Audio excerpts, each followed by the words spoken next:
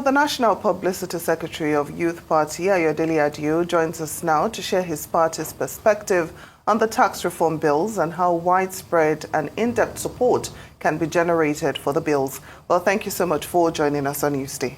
Thank you for having me. It's good to be here. Okay, so, what do you make of all the controversy surrounding the tax reform bills? What's your perspective? Where does your party stand on all this?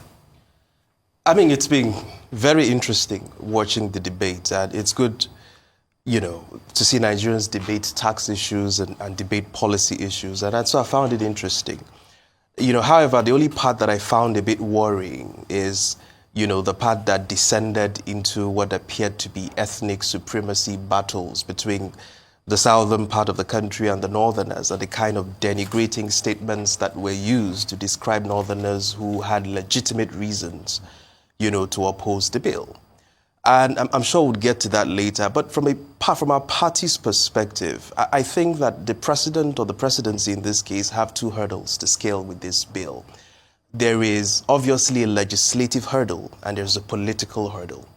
And I'll start with the easier one, which is the political hurdle, because clearly the APC has the majority in the National Assembly, and it's struggling to roll this bill through. And that's largely because it's not done its due diligence to carry its members along. The Deputy Senate President, for instance, is a key member of the APC.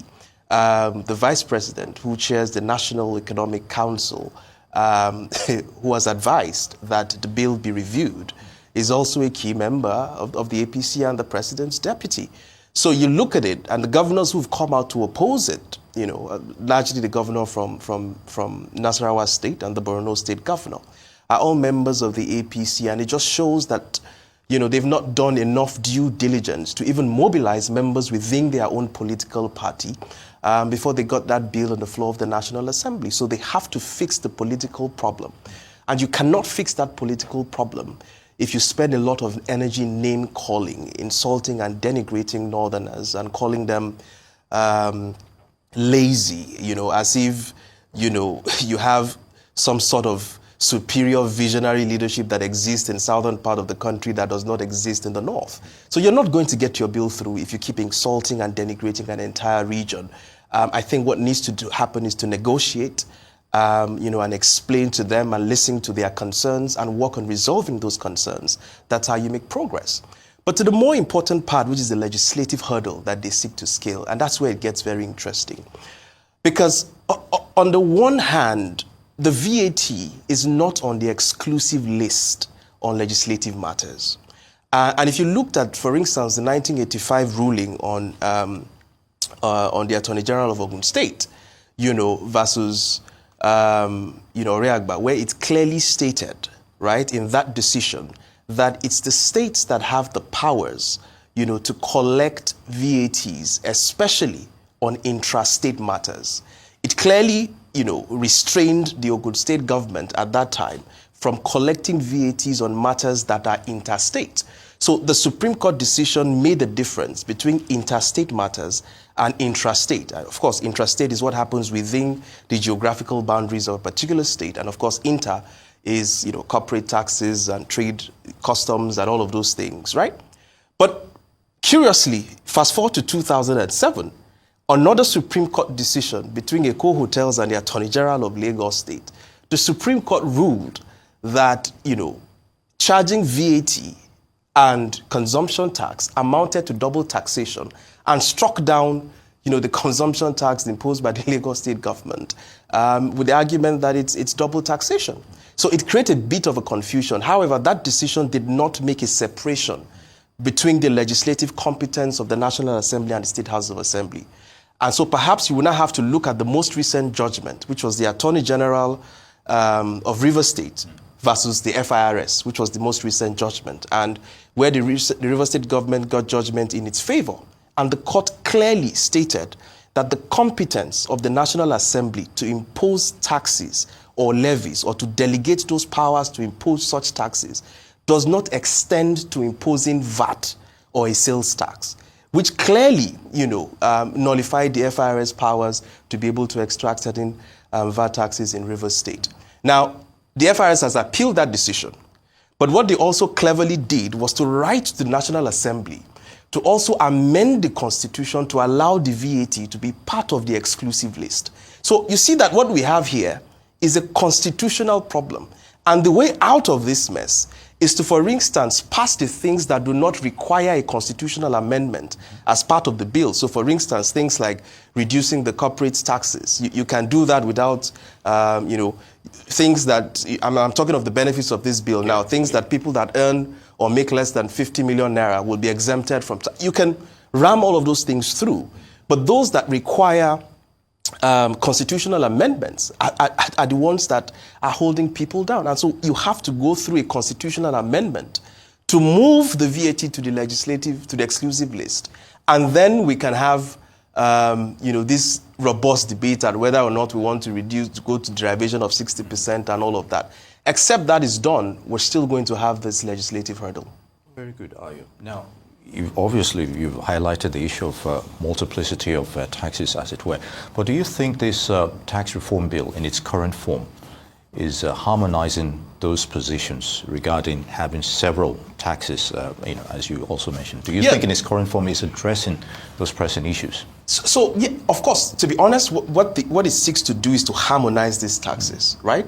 And to somehow eliminate this multiple taxation that people face, especially in major commercial centers like Lagos, Port Harcourt, maybe Abuja. I don't know if Kano has a consumption tax. I'm not sure about that. But it seeks to eliminate those multiple taxation in these major commercial cities. But while the intentions are right, the problem is the legal hurdle that it would face. And you see, it goes back to the argument that certain northern states are making. Right? And I'd like you to look at the Agora policy report on this specific, because they did a brilliant analysis on the states that are going to benefit from this tax reform and the states that are going to suffer from it.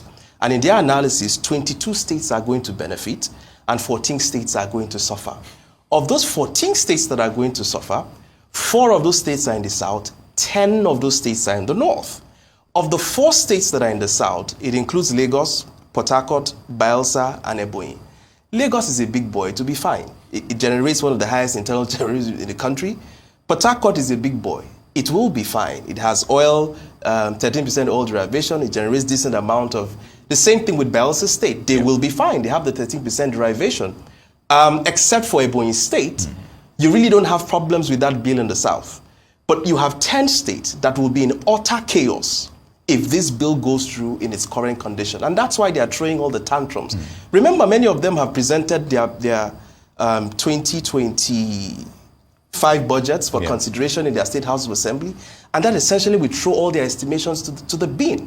And so there are great causes of concern. And while the bill has good things that it addresses, I think it's just common sense that we also listen to people who have legitimate concerns that will suffer from the impact of this bill. And these arguments that, they should just, they are too lazy, they should just go and create something, it's just so funny and laughable, because you ask yourself, the wealth that is being shared, for instance, from the Niger Delta, is it by visionary, is it by creativity, or you're extracting from the soil? Or the wealth, or is there any special wealth in other southern parts of the country that, I don't see, or that you don't see? So we have to be fair. If we say that we are one country, we have to do things fairly and at least listen to the other side of the argument, and so that we can come to some sort of a consensus. But although I see the only way out of it is a constitutional amendment that fixes this problem once and for all. Now, some analysts, they've suggested that the federal government should instead be looking towards blocking revenue leakage instead of further taxing Nigerians. I'd like to know your view on this, and indeed, how can we plug such loopholes? Well, to be fair to the bill, I don't think that the bill essentially raises more taxes on Nigerians. If you look at it in its entirety, it actually somehow reduces the tax burden on Nigerians. And to the argument about blocking loopholes, obviously, we need to do a lot of blocking of loopholes, just like we need to embrace a lot of fiscal discipline. There's a lot of wasteful expenditure in Nigeria. You looked at the report, I think by the Punch newspaper today, that showed that state governors in 9 months, 20 state governors in 9 months, have spent 2.2 trillion, largely on local and international travel, entertainment expenses, and things that do not really add to productivity. and doesn't really create value for citizens. And this, for me, is the elephant in the room. You can't have states that are spending on airports that no planes are landing on when there is a lack of agricultural productivity in those states. And you can move people from farmlands to processing factories and move people up the income ladder. And we're spending on wasteful projects and expenditure. So if we can embrace a lot of fiscal discipline, plug a lot of holes, I just don't see how we'll be running to the World Bank and every market day to go and borrow 1.2 or 2.2 billion dollars to plug our budget deficits. Indeed, and if you notice, just before we came on, the Senate President is confirming that the bill hasn't been suspended for the time being. Yes. And of course, there's. Do you envisage further division on this issue? I know you've already said something about the issue of having to go through this hurdle and the constitutional crisis is creating, as it were. So what's the way forward now? Is the bill still on the front burner of being deliberated on it's going to be passed eventually, or we're still going to be seeing fumings and, uproar and shoutings from the lower house? And so what's the scenario like at the moment? Well, I'm glad you raised the comments of the Senate President, even though you didn't raise the part that I said we should not watch. All right. That people should not listen to our right, which I found very funny. To be honest, I think if we take out the condescending language that has been used around this debate, first of all, because it's an executive bill, it's not something that can just be withdrawn from the National Assembly. The executive would have to withdraw that. Indeed. It's not within the purview of the National Assembly to do that. So I think what has happened is that they want to widen consultation, which I believe should have even happened before the bill came to the floor. Because, how do you put forward an executive bill forward and members of your own political party are the loudest critics that are opposing that same bill? So it means you've not done enough housekeeping.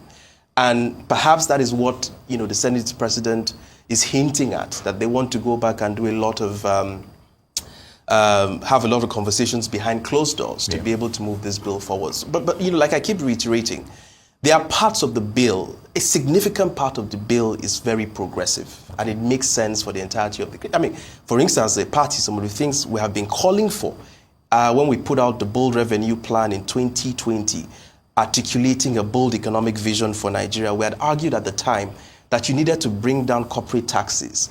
You needed to reduce taxes on small businesses so that they can formalize and add value to the economy. And so I'm glad that these provisions are captured, in that bill. So I think on the larger part, it's a progressive bill that will move the country forward. But you cannot move it without addressing some of the grievances and the genuine reservations that certain political leaders in northern Nigeria have towards that bill.